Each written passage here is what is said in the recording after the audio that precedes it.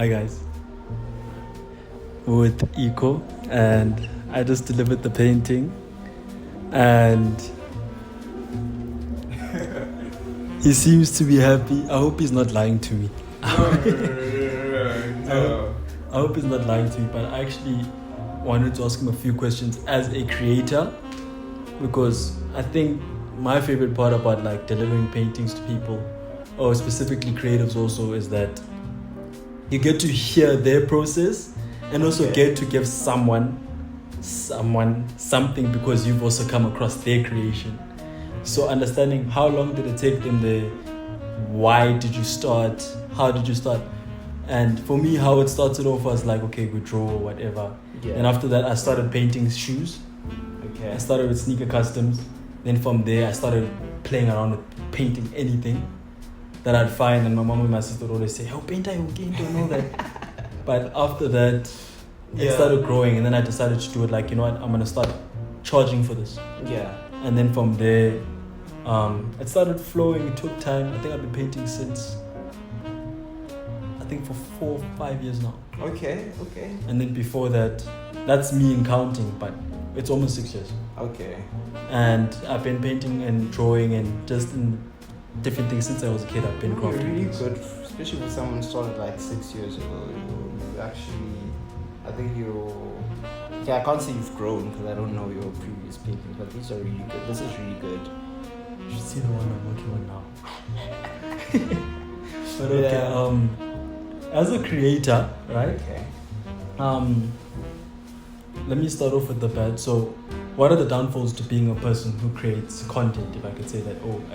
What are the downfalls to being a creative, if you could say that? So, being creative is really taxing in terms of mentally. That's one thing. It's also really taxing physically, because depending on the type of creator you are, you consistently need to be coming up with new ideas, something to keep your audience entertained, or Mm-hmm. And I think with that it's really demanding on the person, especially if you're not, like, in terms of content creation, if you're not a full-time content creator. So that means, like, if you're not doing content creation solely, it's a lot. You need to find a lot of balance within, because I'm studying and working and doing content creation. So yeah, so it tends to,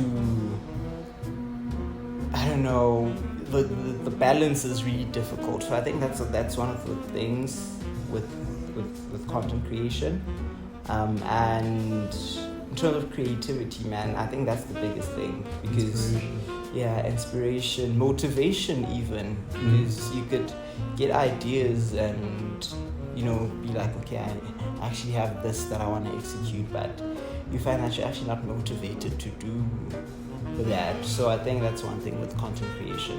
And then the good parts to it? The good parts, I would say, I love the freedom you get from it, because you're expressing yourself, expressing what you love, ideas that you have. Because for me, it'll be the most stupid thing, and I'll be like, okay, you know what, let's put that into a video or a picture. Some people express themselves through, like, fashion, they style things. Some people, so it's different. It's a very broad and versatile, I would say, industry. It's not a formal industry yet, but I would say it's a very broad and versatile industry. That's one of the nice things. Also, I think with regards to flexibility, because when you're a content creator, you're basically your own boss. So you play around with your own thing. Yeah. Your own time. You do things at your own time. Not necessarily at your own time. I mean, if you're working with brands and agencies, yes, but it's more of that thing of, like, you're a bit more in control of your work and your work hours, as opposed to 9 to 5. Yes, 9 to 5, which does also have its disadvantages, the freedom, I guess. But I think, the biggest thing for me is being able to firstly be recognized for what you thought was the most stupid or trivial thing, and also being able to get paid from that, you know, because for me, it was just making videos at one point, and then now I'm actually getting paid to do that. Fair enough. Yeah. Now, so that's the nice thing for me. This is a bit off, but Okay. Off topic, if I could say. But have you ever had a moment where like someone actually interview for your own creations, like how I'm doing now, and asking you about you? Have you ever had a moment where you actually thought about that? Yeah, I mean, it's happened before. Not that I've actually, sat down but I've had quite a few interviews on my content. Yeah. Okay. But like besides that, as in, what would you actually like to give out and bring out with your creation? What would you like to bring out into the world? So I just want people to be happy, man. Like, there's a lot going on already in life. Life is hard. So I genuinely try to make my space and my creations very lighthearted, relatable, stuff that people can be like, oh wow, that's actually funny, or oh wow, I've gone through that, or oh wow, why would you think that? Just a little break, even if it's like a 30-second video, just to, so that's one thing that I always try to do in terms of my reels and skits and whatnot. And then also with my general content, like my posts on IG, I always try to have this thing that I'm romanticizing life. And at least I would like people to also have that perception, about, just romanticizing life, even if it's not where you would like it to be at, but vision it there. Delusion is very, for me, delusion got me to where I'm at. I won't even lie to you, because I would say the most random thing, like that part. I'm going to do A, B, and C, or I'm going to get this thing that I want. I have no idea how I'm going to get it, and I actually start living how, like, as though I already have that. And a lot of the times that's worked for me, even though obviously there's other processes involved, but that thing of so I with my content, aesthetic content, I always try to do that, just try to romanticize my life, make it as though it's the most beautiful thing. I'll be taking an Uber and I'm listening to music and I'll just be staring outside. So that's inspiration. So yeah. I get what you're saying. Yeah. With let's say with creation, right? Where you started like actually getting income from it, right? Yeah. Have you ever had the mentality where you started something and then you'd end up saying, this one's gonna get me out the hood or something like that?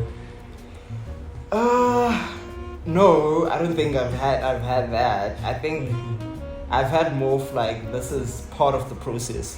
Okay. So if I do this, it'll lead me to another one, which will lead me to another one, which will, like that. I've never had a thing where I'm saying, okay, here, this is the one. This is my big break. I don't think, it's more of a, okay, you do this. It's more of a, let's see where it takes us. Then in terms of support, like how much support did you get? I'm talking outside of social media now, like with family. No. My family is very supportive. I think when I started, even my mom would give me her wigs. They're like, okay, shoot at my lena zibon. And then I remember I had my first like viral video. She was even telling me what to do. Like, okay, it was one of these. I was doing poses, like poses people used to do back in the 90s. Our parents or whatever, 90s, 80s. Okay. And she was telling me, okay, tikanje, so my support, my support is really great. Friends and family. My friends would help me shoot skits. My sister helped me shoot a lot of things. So my support outside from social media has been great. I mean, whenever I go home, they're like, I found my sense of TikTok, my uncles. If you client, it was like, record a so my support has been great.